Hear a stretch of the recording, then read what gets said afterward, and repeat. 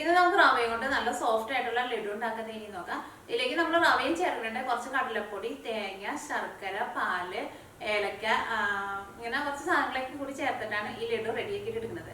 ഇത് മധുരം ഇഷ്ടമുള്ളവർക്കൊക്കെ നല്ല ഇഷ്ടമായിരിക്കും. ഈ ലഡു നല്ല സോഫ്റ്റ് ആയിട്ടിരിക്കും, കഴിക്കാനാണെന്നുണ്ടെങ്കിൽ നല്ല ടേസ്റ്റ് ഉണ്ട്. അപ്പോൾ നമുക്ക് നോക്കാം ഇതേനെ റെഡിയാക്കാൻ. ഇത് റെഡിയാക്കാൻ വേണ്ട സാധനങ്ങൾ എന്തൊക്കെയാണെന്ന് നോക്കാം. ഞാനിവിടെ 3/4 കപ്പ് റവ എടുത്തിട്ടുണ്ട്.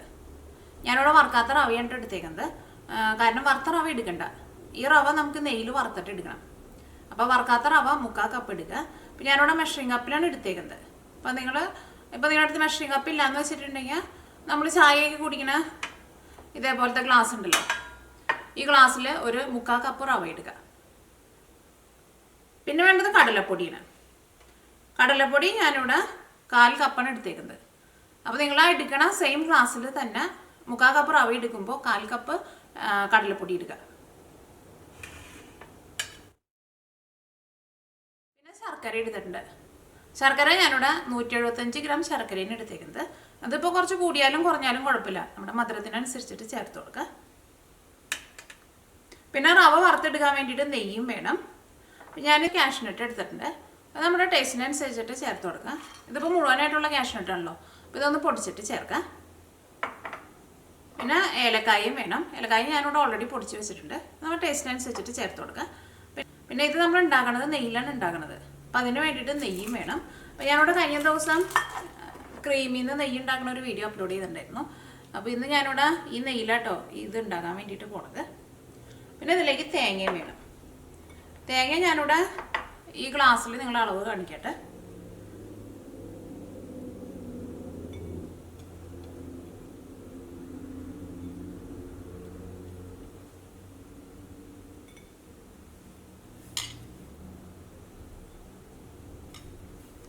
അപ്പോൾ ഞാനിവിടെ ഇത്രയ്ക്ക് തേങ്ങയാണ് എടുത്തേക്കുന്നത്. ഇതിപ്പോൾ ഈ ഗ്ലാസ്സിൽ ഒരു 3/4 ഗ്ലാസ്സിനേക്കാളും കുറച്ച് കൂടുതലുണ്ട്. അതിപ്പോൾ കൂടിയാലും കുറഞ്ഞാലും കുഴപ്പമൊന്നുമില്ല, കാരണം ഇതിലേക്ക് അങ്ങനെ എല്ലാവരും ഇത്രയ്ക്ക് കറക്റ്റ് അളവ് തന്നെ വേണമെന്നില്ല. അപ്പോൾ ഞാനിപ്പോൾ ഒരു ഏകദേശം അളവാണ് കാണിച്ചത്. അപ്പോൾ തേങ്ങയ്ക്കും ആയിരുന്നാലും കുറച്ച് നന്നായിട്ട് ചേർക്കണം, അപ്പോഴായിരിക്കും നല്ല ടേസ്റ്റ് ഉണ്ടാവുക. പിന്നെ ഞാനിവിടെ പാലും എടുത്തിട്ടുണ്ട്. പാല് നമ്മൾ ഏറ്റവും ലാസ്റ്റാണ് ചേർക്കണത്. അത് ലഡുവിന് നല്ല സോഫ്റ്റ് ആക്കിയിട്ട് എടുക്കാൻ വേണ്ടിയിട്ട് നമ്മളതനുസരിച്ചിട്ട് ലാസ്റ്റ് ഇതിലേക്ക് പാലും ചേർത്ത് കൊടുക്കും. അപ്പോൾ പാല് ഞാൻ എന്തോരാണ് ചേർക്കണമെന്നുള്ളത് പറയാം. അതിപ്പോൾ തിളപ്പിച്ച പാലായിരുന്നാലും കുഴപ്പമില്ല, തിളപ്പിക്കാത്ത പാലായിരുന്നാലും കുഴപ്പമില്ല. ഇനിയിപ്പോൾ നിങ്ങൾക്ക് പശുമ്പാൽ വേണ്ട, തേങ്ങാപ്പാൽ മതി എന്ന് വെച്ചിട്ടുണ്ടെങ്കിൽ തേങ്ങാപ്പാൽ ചേർത്താലും കുഴപ്പമില്ല. അപ്പോൾ ഇത്രയ്ക്ക് സാധനങ്ങളാണ് ഇത് റെഡിയാക്കാൻ വേണ്ടിയിട്ട് വേണ്ടത്. ഞാനിവിടെ നമ്മളെടുത്തിരുന്ന കാഷ്യൂനട്ട് ഉണ്ടല്ലോ, മിക്സിയിലിട്ടിട്ടൊന്ന് കറക്കി എടുത്തിട്ടുണ്ട്. അപ്പോൾ അതിനകത്ത് കുറച്ച് ഇങ്ങനെ പൊടിഞ്ഞും പോയിട്ടുണ്ട്, കുറച്ച് പൊടിയാണ്ടും കിടക്കുന്നുണ്ട്. അത് നിങ്ങൾക്ക് എങ്ങനെ പൊടിച്ചെടുക്കാമെന്ന് വെച്ചിട്ടുണ്ടെങ്കിൽ അതേപോലെ പൊടിച്ചിട്ടെടുക്കുക. ഇത് റെഡിയാക്കാൻ വേണ്ടിയിട്ട് ഒരു പാൻ വെച്ചിട്ട് ചൂടാക്കുക. ഇതിലേക്ക് നെയ്യ് ചേർക്കുക. ഞാൻ അവിടെ ഇതേപോലെ തന്നെ ടേബിൾ സ്പൂണിൽ ഇങ്ങനെ നിറച്ചെടുക്കുന്നുണ്ട് കേട്ടോ, കാരണം അത്യാവശ്യം നന്നായിട്ട് നെയ്യ് ഉണ്ടായിരിക്കണം, അപ്പോഴായിരിക്കും ലഡുവിന് നല്ല ടേസ്റ്റ് ഉണ്ടാവുക. തീ നന്നായിട്ട് കുറച്ച് വയ്ക്കുക, കാരണം പാൻ നന്നായിട്ട് ചൂടായിട്ടാണ് ഇരിക്കുന്നത്. ഈ നെയ്യൊക്കെ പെട്ടെന്നായിട്ട് കരിഞ്ഞു പോകും. നെയ്യുടെ നല്ല മണം വരുന്നുണ്ട് കേട്ടോ, നമ്മൾ കടയിൽ നിന്ന് വാങ്ങണ നെയ്യുടെ പോലെയല്ല, നല്ല മണം വരുന്നുണ്ട്. ഞാനിതിലേക്ക് ഇത്രയ്ക്ക് നെയ്യായിട്ട് ചേർത്തത്. അത് നിങ്ങളൊരു ഏകദേശം അളവിൽ നെയ്യ് ചേർക്കുക. അത്യാവശ്യം നന്നായിട്ട് നെയ്യ് ചേർക്കാൻ വേണ്ടിയിട്ട് നോക്കുക, കാരണം ഈ റവയ്ക്ക് നമുക്ക് നെയ്യിൽ വറുത്തിട്ട് എടുക്കണമല്ലോ. ഇതിലേക്ക് 3/4 കപ്പ് റവ ചേർക്കുക.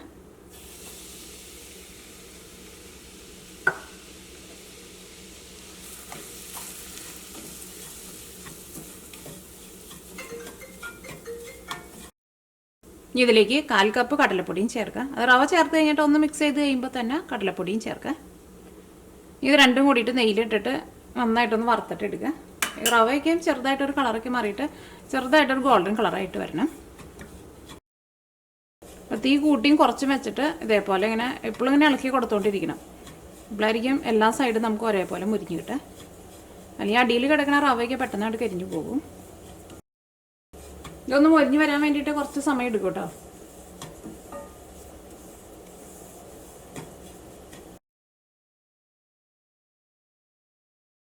റവ ചെറുതായിട്ടൊന്ന് മൊരിഞ്ഞു തുടങ്ങിയിട്ടുണ്ട്. അതിങ്ങനെ ഇളക്കുമ്പോൾ നമുക്ക് അറിയാൻ വേണ്ടിയിട്ട് പറ്റും. ഇപ്പോൾ ഇങ്ങനെ ഇളക്കുമ്പോൾ ഭയങ്കര കനം കുറഞ്ഞിട്ട് ഇങ്ങനെ ഭയങ്കര സ്മൂത്തായിട്ട് നമുക്കിങ്ങനെ ഇളക്കാൻ വേണ്ടിയിട്ട് പറ്റുന്നുണ്ട്. അപ്പോൾ റവയുടെ കളറ് ചെറുതായിട്ടൊന്ന് മാറിയിട്ടുണ്ട്. ഇത് കരിഞ്ഞു പോരുത് കേട്ടോ റവ. ഇപ്പോൾ ഞാനിവിടെ തീ നന്നായിട്ട് കുറച്ചാണ് വെച്ചേക്കുന്നത്, കാരണം പാൻ അത്യാവശ്യം നല്ല ചൂടായിട്ടുണ്ട്. ഇതേപോലെ റവ ഒന്ന് ഒരു മുക്കാൽ ഭാഗം ഒന്നങ്ങോട്ട് മുരിഞ്ഞ് കഴിയുമ്പോൾ ഇതിലേക്ക് തേങ്ങ ചേർക്കാം. ഈ തേങ്ങയുടെ വെള്ളമൊന്ന് വലിഞ്ഞ് കിട്ടണമല്ലോ. അപ്പോൾ ഇതിലേക്ക് തേങ്ങ ചേർക്കാം. പിന്നെ കാഷ്നട്ട് പൊടിച്ചതും ചേർക്കാം. ഇങ്ങനെയൊക്കെ ചേർക്കുന്ന സമയത്ത് തീ നന്നായിട്ട് കുറച്ച് വെച്ചോ.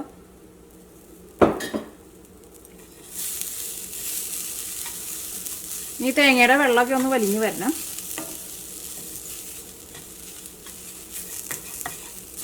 അപ്പോൾ തേങ്ങ ഫസ്റ്റിലെ തേങ്ങ ചേർക്കരുത്, കാരണം അപ്പോൾ ഈ തേങ്ങയുടെ ഉള്ളിലെ വെള്ളം കൊണ്ട് തന്നെ ഈ റവയ്ക്ക് നമുക്ക് മുരിഞ്ഞ് കിട്ടാൻ വേണ്ടിയിട്ട് സമയം കൂടുതലെടുക്കും. അപ്പോൾ റവയ്ക്ക് ഒരു മുക്കാൽ ഭാഗം ഒന്ന് മുരിഞ്ഞ് കഴിഞ്ഞ് കഴിയുമ്പോൾ ഇതിലേക്ക് തേങ്ങയും കാഷ്നട്ടും ചേർത്താൽ മതി. തീ ഇടയ്ക്ക് കൂട്ടിയും കുറച്ചും വെച്ച് കൊടുത്തു. എപ്പോഴും ഇങ്ങനെ ഇളക്കി കൊടുത്തോണ്ടിരിക്കണം. ഇതിലേക്ക് നമുക്ക് ശർക്കരയും കൂടിയും ചേർക്കണം. അപ്പോൾ ഈ തേങ്ങയുടെ ഉള്ളിലെ വെള്ളമൊക്കെ ഒന്ന് വലിഞ്ഞ് കഴിഞ്ഞിട്ട് ശർക്കര ചേർക്കാം. ഈ പിന്നെ ശർക്കര ചേർത്ത വഴിക്ക് തന്നെ ശർക്കര ഇപ്പം നല്ല ചൂടായിട്ടിരിക്കുമ്പോൾ പെട്ടെന്ന് അങ്ങോട്ട് മെൽറ്റ് ആവുമല്ലോ. അപ്പോൾ ഈ തേങ്ങയുടെ ഉള്ളിലെ വെള്ളമൊക്കെ ഒന്ന് വലിയാൻ വേണ്ടിയിട്ട് ഇതേപോലെ ഇളക്കി കൊടുക്കുക. അപ്പോൾ കുറച്ചും കൂടി നല്ലൊരു സ്മെല്ലൊക്കെ വരുന്നുണ്ട്. തേങ്ങയൊക്കെ ആയിരുന്നാലും ഒന്ന് ഡ്രൈ ആയി വന്നിട്ടുണ്ട്. ഇതേപോലെ തന്നെ ഇരിക്കണം കേട്ടോ. റവ അങ്ങോട്ട് മുരിഞ്ഞിട്ട് ഒരു ഗോൾഡൻ കളറിലേക്ക് പോകാൻ വേണ്ടിയിട്ട് പാടില്ല. ഇതിലേക്ക് ശർക്കര ചേർക്കാം.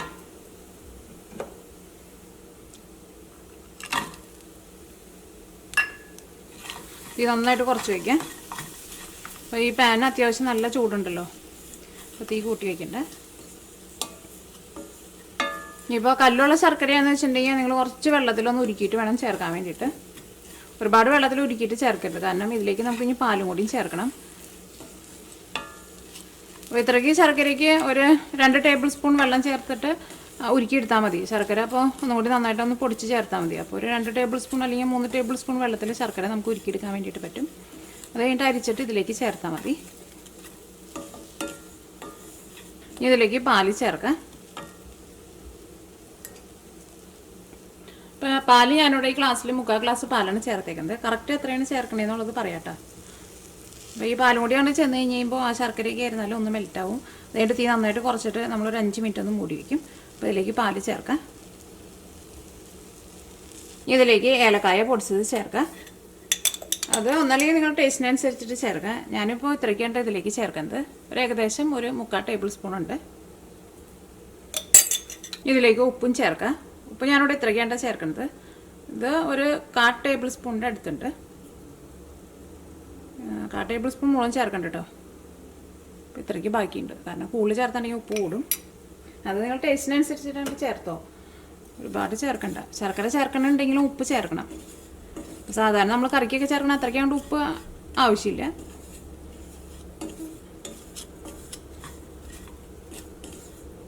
ഇതിലേക്ക് പാല് ചേർക്കാൻ വേണ്ടിയിട്ട് പോകണം.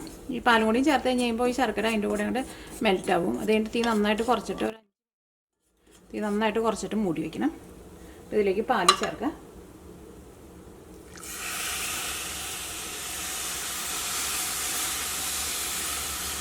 ഞാനിവിടെ ഈ ഗ്ലാസ്സിൽ 1 ഗ്ലാസ് പാലായിട്ടാണ് ചേർത്തത്.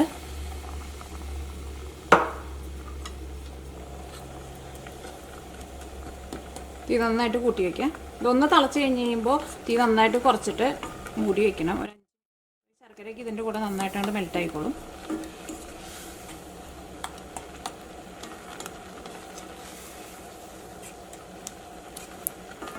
ഇപ്പോൾ സൈഡിൽ നിന്നൊക്കെ ഒരു തിള വന്നു തുടങ്ങിയിട്ടുണ്ട്. ഒന്നും കൂടി ഒന്ന് നന്നായിട്ടൊന്ന് തിളച്ചോട്ടെ. കഴിഞ്ഞിട്ട് മൂടി വയ്ക്കാം. അപ്പോൾ ഇത് ഞാനിവിടെ തീ നന്നായിട്ട് കുറച്ചിട്ട് ഒരു 10 മിനിറ്റ് മൂടി വെച്ചിട്ടുണ്ടായിരുന്നു.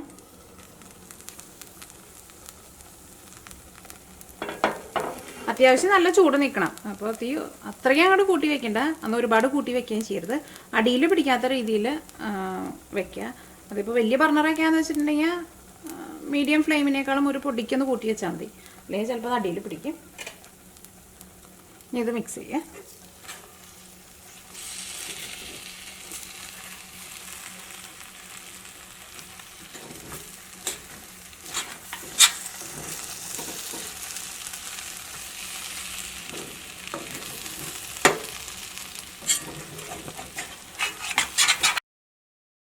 ഇപ്പോൾ ചിലത് ഇങ്ങനെ ചെറിയ ചെറിയ പീസായിട്ട് കിടക്കുന്നുണ്ട്. ഇതേപോലെ സ്പൂൺ വെച്ചിട്ട് ഒന്ന് അമർത്തി കൊടുക്കുക. അല്ലെങ്കിൽ നിങ്ങൾ ശർക്കര ഇടുമ്പോൾ ഞാനിപ്പോൾ ഇതിനകത്ത് ചില പീസുകൾ കുറച്ച് വലുതായിട്ടാണ് കിടന്നത്. അപ്പോൾ നിങ്ങൾ ഇടുമ്പോൾ ഒന്നുകൂടി ഒന്ന് പൊടിച്ചിട്ട് ചേർക്കും. അപ്പോൾ അത് പെട്ടെന്ന് അതിൻ്റെ കൂടെ കൊണ്ട് മിക്സ് ആവുമല്ലോ. അല്ലെങ്കിൽ പിന്നെ നമ്മൾ ലാസ്റ്റ് ഇതേപോലെ പൊടിച്ചു കൊടുക്കേണ്ടി വരും.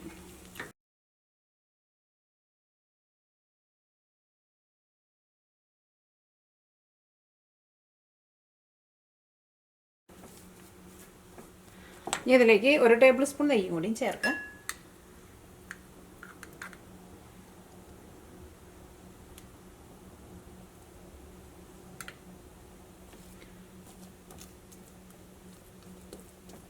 ഇതിപ്പോൾ നല്ല ചൂടായിട്ടാണല്ലോ ഇരിക്കുന്നത്. അപ്പോൾ നെയ്യ് പെട്ടെന്ന് ഇതിൻ്റെ കൂടെ അങ്ങോട്ട് ചേർന്ന് വെക്കോളും. ഇനി തീ ഓഫ് ചെയ്യുക. അപ്പോൾ ഞാനിവിടെ ഇളക്കണ സമയത്തേക്ക് തീ നന്നായിട്ട് കുറച്ചിട്ടുണ്ട് വെച്ചിട്ടുണ്ടായിരുന്നത്.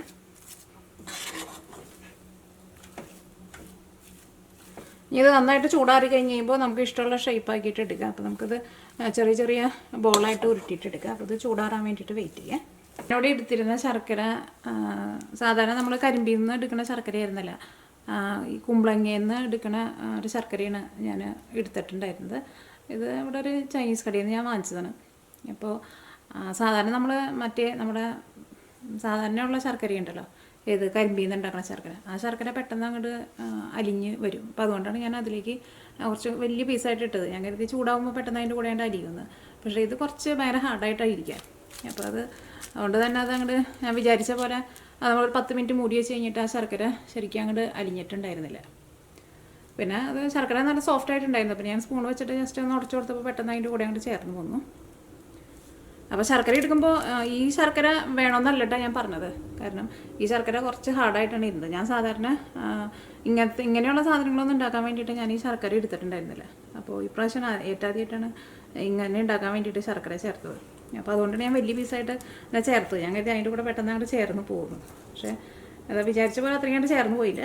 പക്ഷേ സ്പൂൺ കൊണ്ട് ഉടച്ച് കഴിഞ്ഞപ്പോൾ അതിൻ്റെ കൂടെ അങ്ങോട്ട് ചേർന്ന് പോകുന്നു. ഇപ്പോൾ ഇത് ചൂടാറിയിട്ടുണ്ട്. ഒരു ഇളം ചൂട് കുഴപ്പമില്ല, നമുക്ക് കയ്യിൽ പിടിക്കാൻ പറ്റുന്ന ഒരു പാകത്തിനുള്ള ചൂട് ആവണം. ഇത് നമുക്ക് ഇഷ്ടമുള്ള ഷേപ്പ് ആക്കിയിട്ട് എടുക്കാം. ഇത് നല്ല സോഫ്റ്റായിട്ടാണ് ഇരിക്കുന്നത്. നല്ല സോഫ്റ്റായിട്ടാണ് ഇരിക്കുന്നത്. കഴിക്കാനാണെങ്കിലും നല്ല ടേസ്റ്റ് ഉണ്ട്. മധുരം ഇഷ്ടമുള്ളവർക്കൊക്കെ നല്ല ഇഷ്ടമായിരിക്കും.